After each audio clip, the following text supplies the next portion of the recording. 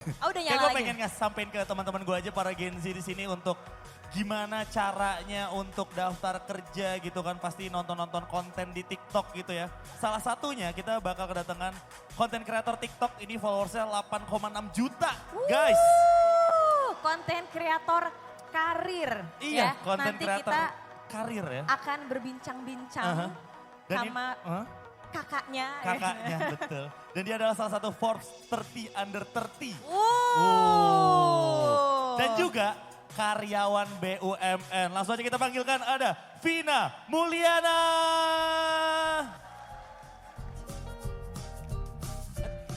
Aku kemana? Aku ke sini. Halo. Halo Kakak Vina.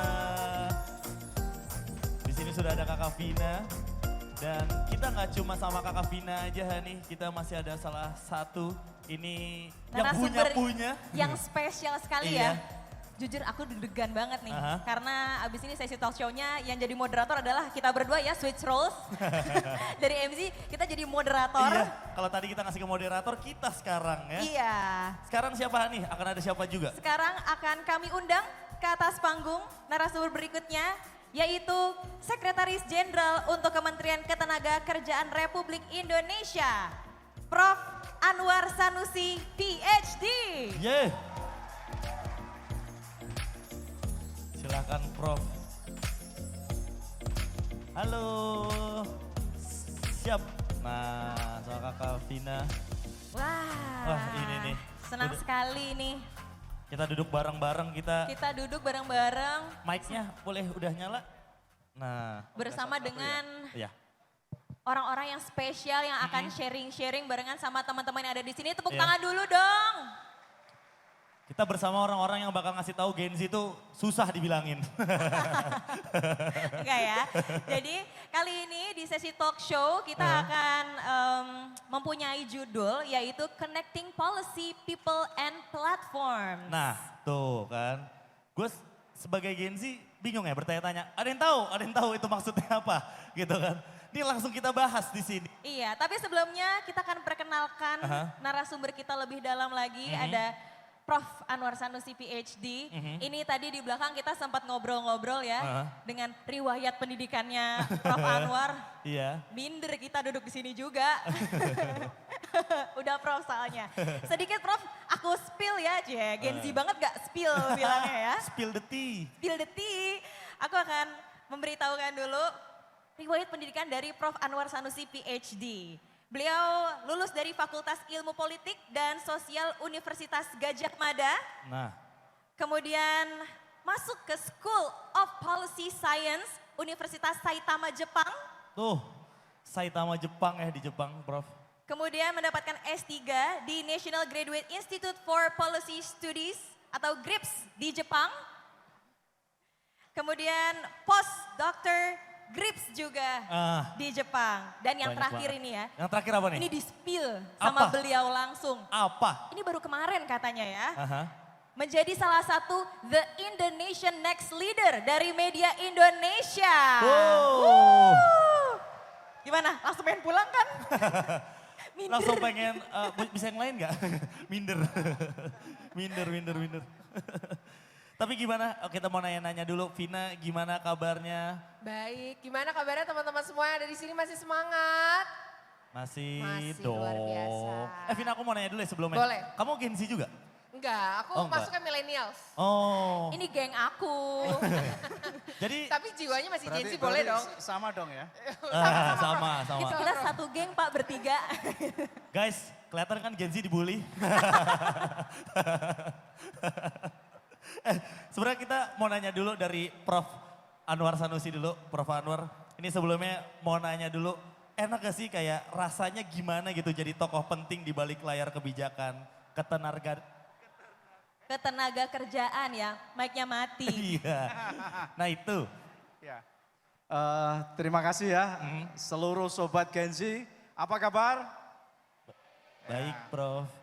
Ya pertama tentunya tadi pertanyaannya terlalu berat. Saya sebetulnya bukan tokoh penting ya. Ya tokoh biasa saja yang membantu orang yang penting. Yang orang penting itu siapa ya Bu Menteri lah ya. Jadi tentunya sebagai pembantu, kita harus bisa menyiapkan segalanya dengan baik. Yap. Artinya ketenaga kerjaan itu kan urusannya kan cukup luas, banyak. Pertama, kita juga harus menyiapkan bagaimana sumber daya manusia yang kita miliki, ini memiliki keterampilan sesuai yang dibutuhkan kondisi saat ini. Yang kedua, ini kita juga selain terampil, mereka itu juga harus bisa memiliki sikap perilaku yang baik. Sikap perilaku yang dibutuhkan pada saat dia itu bekerja. Nah, kemudian urusan ketenaga kerjaan juga sama. Selain tadi menyiapkan, yang kedua adalah apa? Menjadi penghubung antara yang satu mencari kerja, yang satu adalah memberi kerja. Nah, ini penting ini. penting. Karena itu berarti kita harus punya wadah, punya satu tempat menjadi tadi untuk hub. Agar yang namanya para pencari kerja ketika mencari informasi, mencari data, dia mudah. Misalnya lowongan pekerjaan apa saja saat ini yang sedang tren.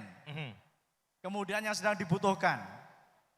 Kemudian yang kedua untuk mendapatkan pekerjaan itu kira-kira apa syarat-syarat yang harus saya penuhi? Kalau misalnya keterampilan, kan dibutuhkan misalnya sertifikat. Ya. Sertifikat apa yang harus saya siapkan? Karena kadangkala yang perusahaan itu mencari bukan hanya sekedar ijazah, tapi tambahan sertifikat kompetensi yang memang bisa membedakan Anda dengan yang lainnya. Sehingga bagi saya, kalau saya sebagai owner, saya sebagai HR-nya di dalam perusahaan, saya sudah memiliki semacam daftar keinginan saya terhadap seseorang. Ya. Kalau ini kebetulan, ya rekan-rekan Gen Z ini dapat memiliki, itu mudah. Nah kemudian tadi adalah bagaimana misalnya adalah orang yang memberi kerja. Ya kita ingin orang yang memberi kerja ketika datang di Kemnaker ini juga ibaratnya adalah mendapatkan informasi. Kira-kira talenta-talenta yang saat ini yang ada apa saja di Indonesia. Nah ini kebijakannya ketenaga kerjaan. Belum masalah misalnya terkait dengan pengupahan. Nah rame kan? Iya. Saya rasa Gen Z semua kan misalnya kalau bulan akhir tahun atau mungkin nanti May Day, mesti demo tentang masalah di situ upah minimum. Nah ini rame dan ini harus kita kelola dengan baik.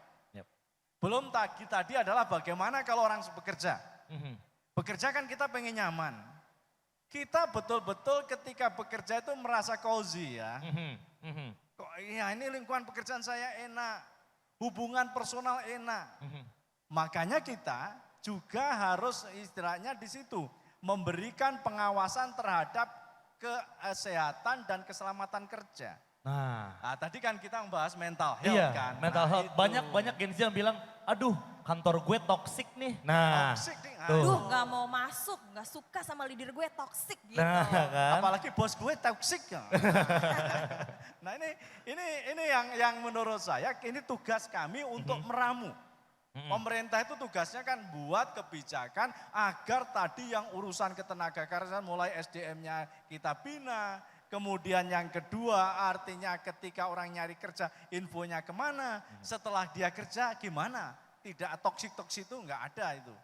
Nah itulah perasaan saya. Dan saya sebagai pembantu Bu Menteri Pak Wamen. Ini dibantu rekan-rekan semua yang di depan-depan ini. Ada yang namanya Bu Dirjen, ada yang namanya Bu Kepala Badan, Pak Dirjen, ada Kepala Pusat, ya pusatnya kepala ya. Nah ini teman-teman semua intinya adalah gimana tugas bisa kita jalankan dengan baik, tapi tetap yang namanya suasana hati jangan sampai itu dilupakan. Tuh kan, buat Gen Z itu suasana hati itu tetap harus seneng gitu, jangan dikit-dikit, aduh healing kan. Baru kerja seminggu udah pengen ngabisin gaji biasanya gitu kan. 3 minggu berikutnya dia bingung Iya gimana kan? ya caranya aku Iya. bertahan hidup. Baru gajian udah habis gitu kan. Oke, mungkin selanjutnya aku akan tanya dulu sama Kak Vina. Boleh. Yang kalau aku lihat di TikToknya gitu ya, Kak Vina ini adalah seorang pegawai BUMN yang ada di bidang HR ya, Kak Betul, Vina ya? saya praktisi HR sebenarnya. Oh oke. Mantep nih. Nah tadi menyambung dari Prof. Anwar Sanusi juga, gimana menurut Kak Vina sendiri gitu ya, menciptakan lingkungan kerja yang bebas lah gitu dari lingkungan-lingkungan toksik dan segala macamnya. Pastinya itu jadi salah satu concern HR Ya. juga ya. Benar. Betul. Jadi ini karena aku bicara sama teman-teman di sini yang sedang mencari kerja atau sedang mencoba mencari peruntungan baru di perusahaan yang baru mungkin ya. Ya. Yang aku selalu tekankan gitu ketika kita ingin memiliki karir yang baik, teman-teman tuh harus punya 3C aku bilangnya. Apa Apa tuh? tuh? Bukan hanya C kompetensi yang tadi Prof. Anwar bilang, bukan hanya C connections gitu atau relasi yang kita punya, tapi yang paling penting itu adalah clarity atau tahu kita itu pengen kerja di industri apa, Oke. di bidang apa dan sesuai sama kompetensi serta minat yang kita punya. Karena seringkali ketoksiksitasan itu susah tuh ya, atau lingkungan kerja yang tidak nyaman itu sebenarnya berasal dari adanya ketidaksesuaian ekspektasi antara pimpinan sama pekerjanya. Iya. Jadi agar kemudian yang namanya ekspektasi ini bisa meet nih, gue sesuai sama apa yang diinginkan oleh bos gue gitu ya. Teman-teman harus tahu teman-teman tuh pengennya kerja yang kayak gimana. Ketika teman-teman udah tahu pokoknya gue pengen kerja di industri A, di bidang ini, di perusahaan yang kayak gini, minimal gaji segini. Akhirnya ketika teman-teman nanti cari kerja itu udah bisa ke filter sendiri. Apa aja sih perusahaan yang kira-kira saya pas bisa masuk ke sana. Dan pun ketika teman-teman masuk ke dalam proses rekrutmen, bukan hanya kami di bagian perusahaan yang berhak menilai teman-teman, tapi teman-teman juga berhak menilai kami. Apakah kemudian Anda merasa bahwa perusahaan yang nantinya Anda masuki ini, itu perusahaan yang pas nggak sama kepribadian Anda? Jadi yang namanya proses rekrutmen itu selalu dua arah gitu, bukan hanya perusahaan yang nilai, kandidatnya juga bisa nilai ke kita gitu ya. Kalau kemudian semua proses itu dilakukan, harusnya ketidaksesuaian antara lingkungan kerja itu bisa diminimalisir. Karena ya dia udah tahu dia maunya apa dan perusahaan juga udah pas nih sama kandidatnya gitu. Makanya kenapa kita kalau dalam proses rekrutmen tuh suka ada satu tes namanya culture fit test gitu ya. Jadi kita ngelihat apakah kandidat ini tuh sesuai sama budaya atau kebiasaan yang ada di perusahaan kita. Kalau kita ngerasa bahwa kandidat ini aja udah nggak bisa masuk dalam kebiasaan cara kita bekerja, ya susah bagi dia kemudian untuk adaptasi. Kira-kira kayak gitu. Tuh, jadinya nggak ada ekspektasi lagi tuh, karena udah sesuai gitu kan, nggak usah nyari-nyari lagi gitu, nyari kesalahan terus, ya kan, ada aja. Tapi kalau misalnya dari pengalaman Kakak Vina gitu Ya. Kak, misalnya sebenarnya yang paling dicari sama milenial sama Gen Z itu dari sebuah pekerjaan gitu, apa sih? Ya, mungkin untuk menjawab ini aku nge-quote datanya dari IDN Times ya, karena setiap tahun itu mereka ngebuat survei Gen Z and Millennial Report Survey gitu, di mana salah satunya adalah pertanyaan tentang kepuasan kerja gitu. Apa sih kemudian yang mereka cari dalam sebuah pekerjaan? Ada satu perbedaan yang cukup mendasar dari seorang milenial dan Gen Z gitu ya. Kalau kemudian milenial ditanya apa sih yang dicari ketika kalian mau masuk ke satu perusahaan, yang pertama tentu saja gaji gitu ya. Yang kedua itu adalah kemampuan dan kesempatan dia untuk bertumbuh karirnya.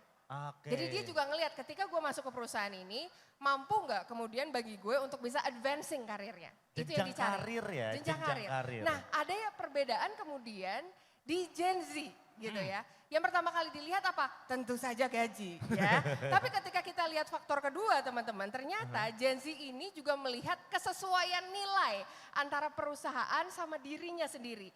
Ini yang tidak ada di generasi-generasi sebelumnya, baik itu di millennials, di Gen X ataupun di baby boomers gitu ya. Kesesuaian nilai ini apa sih gitu ya, misalnya kalau kita lihat Gen Z sekarang mereka itu udah lebih vokal terhadap isu-isu lingkungan. Iya. Nah itu bisa dilihat sama mereka, ini perusahaan yang akan gue masukin sesuai nggak sama nilai gue. Atau misalnya yang tadi isu mental health tadi. Iya. Kalau dia merasa bahwa kemudian dia ingin memiliki keseimbangan kerja, dia juga akan lihat apakah kemudian perusahaan ini bisa memberikan nilai yang sama atau values yang sama tadi. Gitu. Jadi itu kemudian hal yang perbedaan ya antara millennials gitu ya dan juga Gen Z ketika mereka melihat atau mencari kesempatan kerja. Cuman aku mau garis bawahi di sini gitu. Ada beberapa miskonsepsi terhadap Gen Z yang dibilang mereka adalah generation strawberry. Iya. Dimana kayak mereka tuh suka gampang mengeluh gitu ya, menye-menye. Ternyata menurut survei itu tidak benar. Kalau kita lihat ya, ternyata Gen Z ini willing to work more hours than millennials sebenarnya. Jadi mereka itu mau loh untuk bekerja lebih panjang waktunya dibanding milenial satu generasi-generasi sebelumnya. Dan mereka itu nggak benar kalau dibilang mereka itu dicap dikit-dikit ngeluh. Cuman asal gitu ya, mereka mau kerja lebih asal nilai yang dimiliki perusahaan atau values yang dimiliki perusahaan itu sesuai sama values yang dimiliki sama dirinya. Jadi ketika kemudian pekerjaan yang dia lakukan itu menurut dia bisa memberikan impact bagi diri dia dan lingkungannya, dia akan mati-matian untuk ngerjain itu. Oke. Wah menarik. Terjawab sih. Mendengar jawaban Kak Vina juga aku lihat banyak audiens yang iya. Terjawab sih. Termasuk Prof Anwar, iya kayaknya value-nya emang mesti cari yang sama gitu ya Pak ya. Oke sekarang kembali ke Prof Anwar, aku pengen tahu dong bagaimana sih platform digital menjadi game changer untuk masalah ketenaga kerjaan. Karena kan sekarang eranya udah digitalisasi nih Pak ya. Jadi gini ya, kami itu ada data yang sebetulnya data ini adalah dari World Economic Forum. Jadi hadirnya digitalisasi ini merubah yang namanya landscape dari pekerjaan itu sendiri. Jadi banyak pekerjaan-pekerjaan yang dulunya itu dilakukan secara manual, ini perlahan hilang. Perlahan hilang dan juga tentunya tidak akan kembali. Digantikan dengan pekerjaan-pekerjaan yang menggunakan digital termasuk di dalam hal ini adalah teknologi informasi. Ya. Dan inilah yang menjadi katakanlah game changer. Dalam World Economic Forum itu orang mengatakan bahwa yang hilang 25 juta, yang muncul 30 juta. Jadi sebetulnya masih ada ruang yang lebih besar karena di dalam digitalisasi ini munculnya pekerjaan-pekerjaan baru itu sesuatu yang kadang-kala unpredicted. Tidak pernah kita kira-kira sebelumnya itu menjadi sebuah pekerjaan. Iya banget. Bagi generasi saya, generasi X ya, saya tidak pernah membayangkan yang namanya orang sebagai YouTuber itu bisa menghasilkan uang itu. Iya banget Pak, sumpah. Iya. Orang yang misalnya adalah duduk saja di rumah, dia bisa menciptakan uang. Iya. Karena generasi saya, generasi X, awal generasi Y, generasi milenial, ini kan kita tidak membayangkan bahwa yang namanya transformasi atau transaksi apapun, ini bisa begitu cepat. Termasuk mungkin ya, ini ada teman-teman semua Gen Z. Ini kita membayangkan gedung yang kita tempati ini dulunya adalah gedung yang luar biasa memiliki peran dari membangun peradaban Indonesia. Ini dibangun tahun 1918 sampai 1929, 11 tahun. 11 tahun tuh ya. Dan ini saya rasa hampir semua teman-teman Gen Z amati. Antara yang namanya gedung kantor pos dengan Bank Indonesia biasanya berdekatan. Di kota-kota besar. Iya. Karena apa? Waktu itu berpikir bahwa orang nyimpen bank, kemudian orang mau kirim uang, nyimpen uang di bank, kemudian kirim uang, selalu adalah menggunakan kantor pos. Iya lah. Saya rasa sudah sangat terbiasa dengan kita berubah-ubah pekerjaan. Tapi Gen Z yang ada di pedesaan bagaimana? Ini tantangan kita. Makanya saya sangat senang sekali kalau seandainya kita banyak sekali hal-hal seperti ini yang kita bisa saling menukarkan informasi.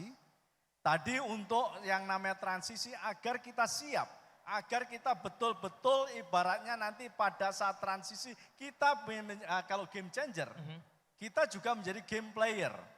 Pemain dari yang namanya pertandingan itu.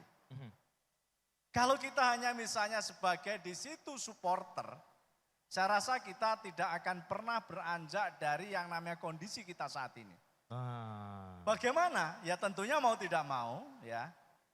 Kita semua harus menyiapkan ketika yang namanya game changer ini terjadi. Kira-kira apa yang harus kita pelajari? Kira-kira apa yang harus kita miliki kompetensinya? Ya, agar betul-betul kita ini artinya ketika nanti tuntutan dan kebutuhan ini terjadi, kita siap. Dan saat ini sedang terjadi banyak sekali yang namanya misalnya pemberi pekerjaan ini langsung istilahnya langsung menuju kepada orang-orang yang sudah menawarkan diri di situ mungkin di situ platform atau di sini etalase lah. Sehingga banyak tiba-tiba teman-teman ini dapat kontrak dari Hollywood dan lain sebagainya. Padahal orang desa. Nah ini yang menurut saya sangat penting tapi kita harus siap pada akhirnya. Nah, tapi Pak di antara banyak perubahan gitu Pak, dari tahun ke tahun dan dari milenial ke Gen Z aja banyak yang beda gitu, banyak perubahan gitu ya. Dari semua inisiatif Kemnaker, mana yang Bapak rasa tuh ngebantu banget Gen Z dan milenial untuk dapat kerja? Jadi gini, Kema kita memang untuk melakukan tadi pemetaan kebutuhan, kita harus tiap saat harus melakukan satu observasi. Dan salah satu yang menurut saya saat ini yang kita sangat memilih ya istilahnya mungkin bisa dimanfaatkan menjadi sebuah instrumen yang sangat bisa membantu adalah kita memiliki yang namanya siap kerja. Sistem informasi, aplikasi, pelayanan kerja. Yang di situ ada yang namanya skill hub. Artinya kalau agensi mau tanya kira-kira apa sih pelatihan-pelatihan yang dibutuhkan yaitu di skill hub. Kemudian untuk skill hub kita akan mendapatkan sertifikat, di situ ada sertihub. Kemudian setelah kita dapat sertifikat kira-kira kita kerja di mana, maka itu di karir hub. Itu. Jadi di dalam karir hub ini kita tadi saya katakan ini akan menjadi semacam jembatan komunikasi bagi yang memberikan pekerjaan, bagi lowongan pekerjaan, agar istilahnya semua itu bisa kita petakan. Ya. Bahkan ke depan harapan kami, kita mengangkat dari negara-negara lain, ketika seseorang bisa masuk di dalam sistem ini profilingnya sudah sangat jelas. Sehingga apapun ada informasi pekerjaan Anda, adik-adik semua, Gen Z semuanya itu mendapatkan informasinya itu. Setuju. Cukup dari ya. Prof Anwar, cukup? Ya, siap. Oke, mungkin sebelum kita melanjutkan sesi diskusinya, tadi kita akan membuka dulu sesi tanya jawab untuk teman-teman yang mungkin ingin bertanya sama, banyak sekali. Ternyata. Mungkin boleh dibantu untuk mikrofonnya. Coki boleh pilih satu dulu? Single. Gue nyamperin aja ya. Boleh. Mana boleh maju ke depan? Ya kakak dulu. Nah kakak yang baju biru boleh ke depan sini. Langsung tanya di depan ya. Dari sini kakak. Boleh kasih tahu namanya dari mana ya kak? Baik, mohon izin Prof Anwar dan Kak Vina. Perkenalkan saya Ayong Reni, salah satu mahasiswa dari Politeknik Ketenagakerjaan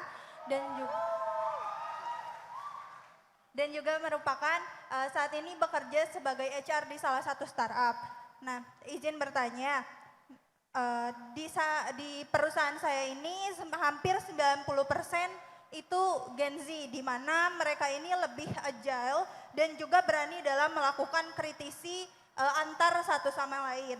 Nah, mungkin di satu sisi itu baik ya, baik bagi perusahaan gitu untuk tahu bagaimana sih kendala-kendala yang ada. Akan tetapi mungkin itu bisa juga membuat lingkungan pekerjaan ini jadi lebih toksik karena ada omongan di belakang kayak gitu. Nah, bagaimana cara kita sebagai HR buat memitigasi agar nggak ada yang namanya keluhan dari para pekerja tersebut gitu.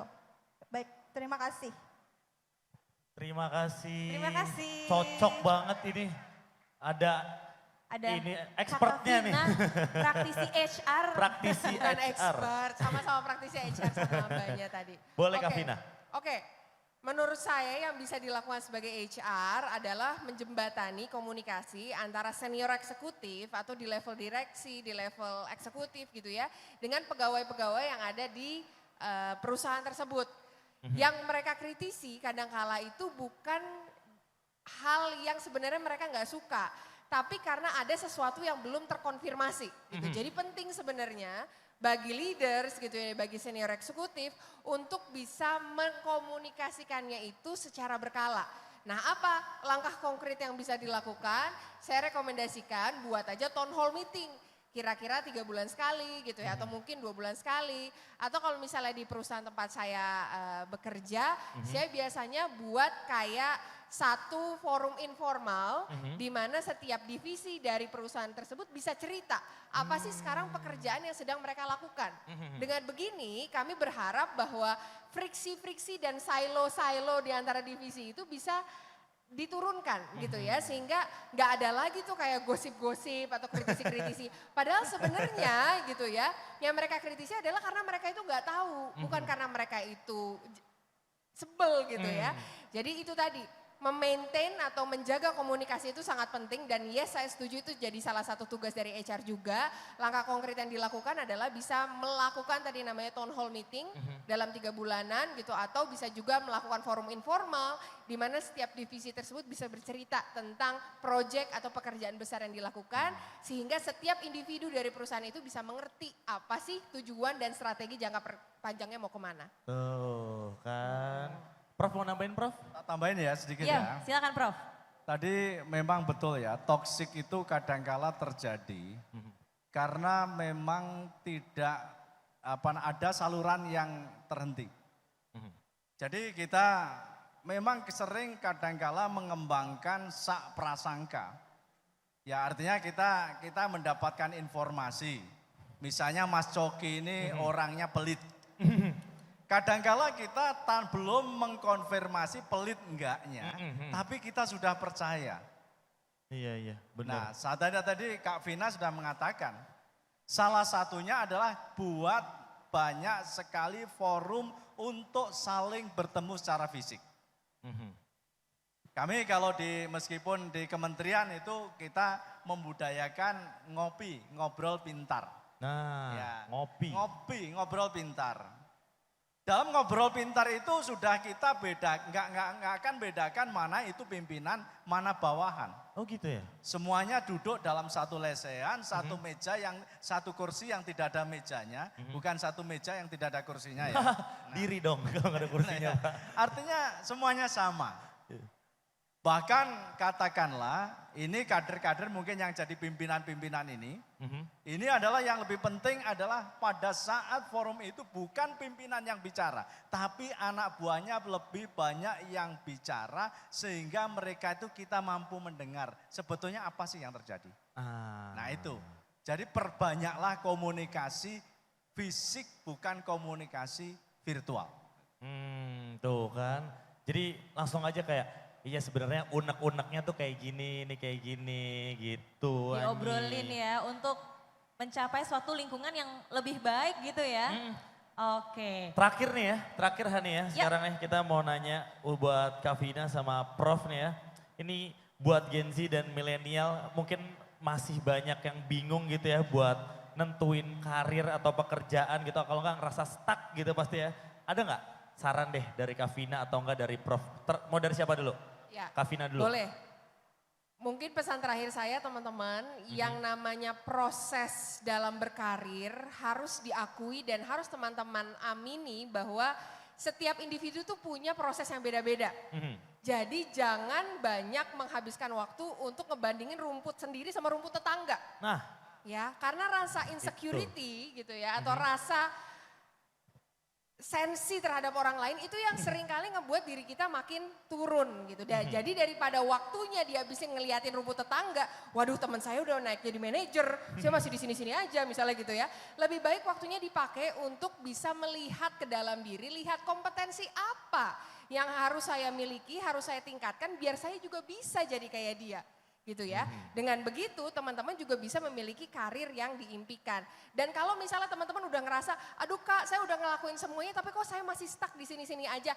Terus belajar, terus tingkatin kompetensi, upskilling, reskilling gitu ya. Belajar hal baru dan selalu percaya setiap orang itu ada waktunya. Dan setiap waktu juga ada orangnya. Jadi semangat terus teman-teman semua. nah Nice. Mantap nih Mantap Kak Vina sekali. ya. Silakan Prof. Prinsip saya gini, teman-teman Gen Z, ini prinsip yang sudah lama tapi menurut saya masih tetap relevan. Long life learning. Jadi belajarlah sepanjang masa. Jadi jangan pernah bosan untuk katakanlah mencoba. Keberhasilan itu adalah tidak pernah tertuju kepada orang yang tidak berusaha. Jadi yang namanya kerja keras ini selalu punya korelasi dengan keberhasilan. Dan yang kedua, jangan pernah pantang menyerah. Ya. Biasanya katakanlah kita sekali mencoba kadang-kala gagal. Kemudian kedua gagal. Nah ibaratnya gini, Anda ketika memukul batu, tidak pernah tahu pukulan keberapa batu itu akan pecah. Yang penting Anda yakin bahwa usaha Anda akan tercapai, cita-cita Anda akan Anda gapai tentunya dengan usaha dan kerja keras. Terima kasih. Mantap, sekali lagi tepuk tangan buat Kak Vina dan Prof Anwar Sanusi. Itu tuh, terus dicoba sampai batunya pecah. Gali potensi diri, kerja keras, terus tambah skill agar kita punya kemampuan yang lebih baik untuk mendapatkan kerja yang lebih baik juga ya. Yaudahlah kalau gitu terima kasih untuk Kak Vina dan juga kasih Prof banyak, Anwar Sanusi. Prof Boleh tepuk Anwar. tangan sekali lagi buat Kak Vina Meliana dan Prof Anwar. Terima kasih Prof. banyak. Terima kasih Prof. Kita akan bertemu lagi. Arigatou gozaimasu. Arigatou gozaimasu. Mari Prof. Wah, Itu ini kan. walaupun sepertinya sesi talk show-nya tuh cukup singkat Coki ya, tapi kita bisa mengambil isinya. Benar. Itu kalau Gensi bilang daging semua bro, gitu. Obrolannya daging semua bos. Daging semua bos. Menyala abangku. Kasih Semoga- tipis-tipis cap. Semoga juga bisa diterapkan sama teman-teman ya. Setelah ini dalam mendapatkan pekerjaan yang lebih baik dan tahu potensi diri sehingga juga karirnya lebih cemerlang nantinya. Jangan toksik-toksik ngomongin di belakang, ngomong aja jujur. Jujur gitu. aja. Objektif gitu, jangan subjektif gitu kan. Oke, teman-teman masih semangat untuk acara hari ini di Naker Fest. Gimana semuanya? Gensi suaranya mana Gensi? Emang harus agak dipancing Harus dikit. gitu ya, harus diucapin ya Gensi mana suaranya. Ini makin sore makin rame Hani. Kita masih perkenalkan masih bersama gue Coki Prakoso dan ada Hani Dini sini. Ya. Kita adalah penyiar salah satu radio di Jakarta, Prambors ya teman-teman boleh bisa didengar juga.